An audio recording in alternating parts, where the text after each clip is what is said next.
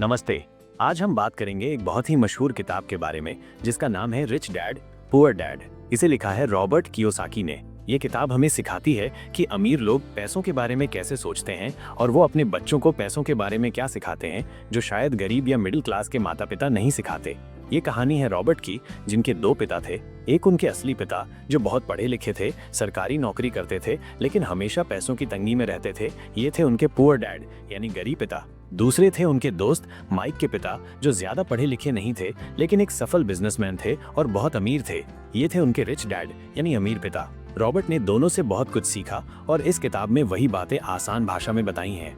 तो चलिए इस किताब के मुख्य पाठों को एक एक करके समझते हैं, बिल्कुल आसान शब्दों में, ताकि 10 साल का बच्चा भी समझ जाए। इसे पढ़ने में आपको लगभग 10 से 15 मिनट लगेंगे। परिचय, दो पिता, दो अलग सोच। शुरुआत में रॉबर्ट बताते हैं कि उनके दोनों पिताओं की सोच पैसों को लेकर बिल्कुल अलग थी। गरीब पिता पुअर डैड वो कहते थे, खूब पढ़ो, अच्छे नंबर लाओ ताकि तुम्हें एक अच्छी सुरक्षित नौकरी मिल सके। उनका मानना था कि पैसा ही सारी बुराइयों की जड़ है और हमें पैसों के पीछे नहीं भागना चाहिए। वो हमेशा कहते थे, मैं ये नहीं खरीद सकता। अमीर पिता रिच डैड वो कहते थे, खूब पढ़ो ताकि तुम समझ सको कि पैसा कैसे काम करता है और तुम अपनी कंपनी खड़ी कर सको। उनका मानना था कि पैसों की समझ न होना ही सारी बुराइयों की जड़ है। वो कहते थे, मैं इसे कैसे खरीद सकता हूँ। मैं ये सवाल दिमाग को सोचने पर मजबूर करता था। रॉबर्ट ने अमीर पिता की सलाह मानने का फैसला किया। पार्ट 1, अमीर लोग पैसे के लिए काम नहीं करते, the rich don't work for money. ये सबसे पहला और जरूरी सबक है। अमीर पिता ने रॉबर्ट और माइक को सिखाया कि सिर्फ नौकरी करके सैलरी पाने से कोई अमीर नहीं बनता। गरीब और मिडिल क्लास लोग पैसे के लिए काम करते हैं, मतलब वो अपना समय और मेहनत बेचकर पैसा कमाते हैं। अगर काम बंद तो पैसा बंद। लेकिन अमीर लोग वो ऐसा सिस्टम बनाते हैं कि पैसा उनके लिए काम करे। वो नौकरी करते हैं तो कुछ सीखने के लिए, न कि सिर्फ सैलरी के लिए। वो चाहते हैं कि जब वो सो रहे हों तब भी उनका पैसा उनके लिए और पैसा कमाए। आसान भाषा में सोचो, तुम्हारे पास एक पेड़ है जो फल देता है, ये तुम्हारी नौकरी है। तुम रोज फल तोड़कर खाते हो। लेकिन अमीर आदमी सोचता है कि मैं ऐसा बगीचा कैसे लगाऊं जिसमें बहुत सारे पेड़ हों। ये बिजनेस या इन्वेस्टमेंट है जो अपने आप फल देते रहें, चाहे मैं वहां रहूं या ना रहूं।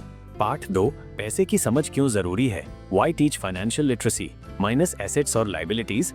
ये पार्ट पैसों की भाषा सीखने के बारे में है। अमीर पिता ने दो बहुत जरूरी शब्द सिखाए। एक, एसेट।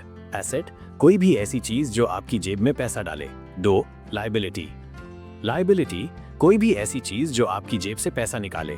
आसान भाषा में, एसेट, मान लो तुमने एक घर खरीदा और उसे किराए पर दे दिया। हर महीने किराया तुम्हारी जेब में आ रहा है, तो ये घर तुम्हारे लिए एक एसेट है। इसी तरह कोई बिजनेस, स्टॉक या बॉन्ड जिससे तुम्हें पैसा मिलता है, वो एसेट है।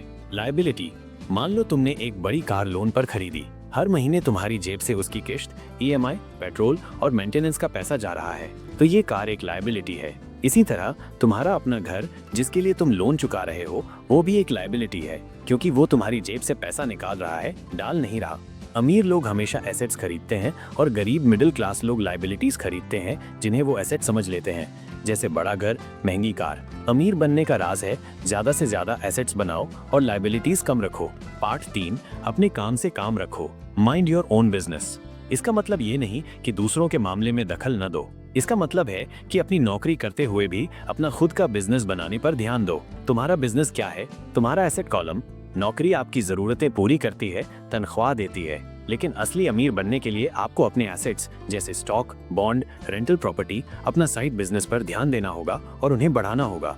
आसान भाषा में, स्कूल जाना, नौकरी जरूरी है, लेकिन अपना होमवर्क, अपना एसेट बनाना भी करना पड़ता है ताकि तुम पास हो सको, अमीर बन सको। अपनी नौकरी पर ध्यान दो, लेकिन साथ ही साथ ऐसी चीजें खरीदते रहो या बनाते रहो जो तुम्हारी जेब में पैसा डालें।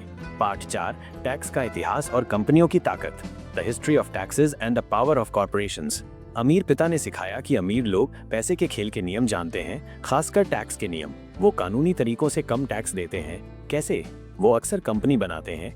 आसान भाषा में सोचो, सरकार तुमसे तुम्हारी कमाई का एक हिस्सा टैक्स के रूप में लेती है। जो लोग नौकरी करते हैं उनकी सैलरी से टैक्स पहले ही कट जाता है, लेकिन जो लोग कंपनी चलाते हैं वो पहले अपने खर्चे जैसे ऑफिस का किराया, स्टाफ की सैलरी दिखाते हैं और फिर जो पैसा बचता है उस पर टैक्स देते हैं। इस तरह वो कानूनी रूप से टैक्स बचा पाते हैं। अमीर लोग इन नियमों को समझते हैं और इनका फायदा उठाते हैं।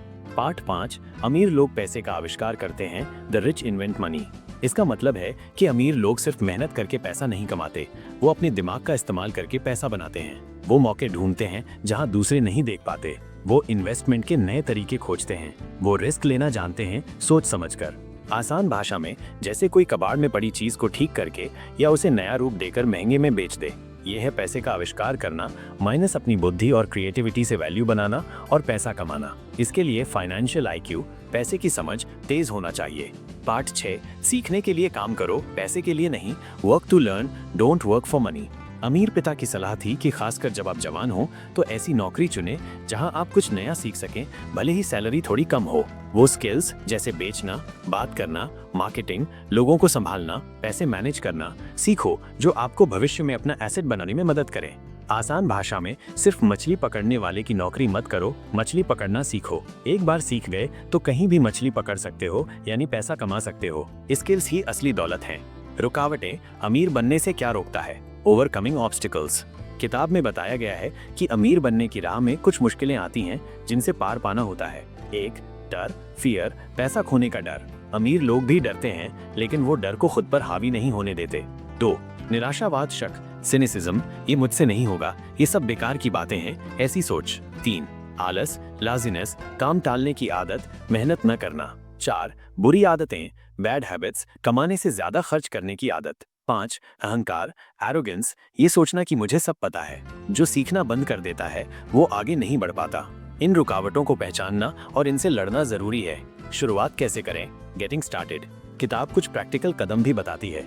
एक बड़ा कारण ढूंढो, फाइंड अ स्ट्रॉन्ग रीजन, अमीर क्यों बनना है। वो कारण आपको मोटिवेट करेगा। 2, चुनाव करो, चूज डेली। हर दिन चुनाव करो कि आप अपना पैसा और समय कैसे खर्च करोगे, एसेट बनाने में या लायबिलिटी खरीदने में। 3, दोस्त सोच समझकर बनाओ, चूज फ्रेंड्स केयरफुली। ऐसे लोगों के साथ रहो जो पैसों के बारे में पॉजिटिव सोचते हो और जिनसे आप कुछ सीख सको। 4, तेजी से सीखो, master a formula then learn a new one.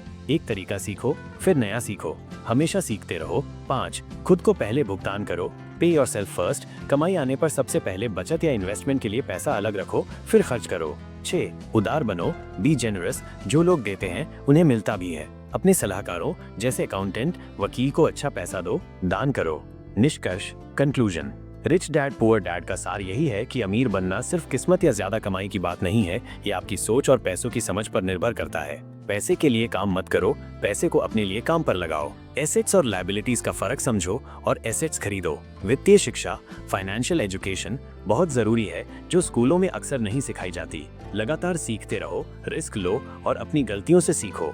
उम्मीद है ये आसान सी समरी आपको पसंद आई होगी और रिच डैड पुअर डैड किताब की मुख्य बातें समझने में मदद मिली होगी। पैसों के बारे में अपनी सोच बदलो तो आपकी दुनिया बदल सकती है।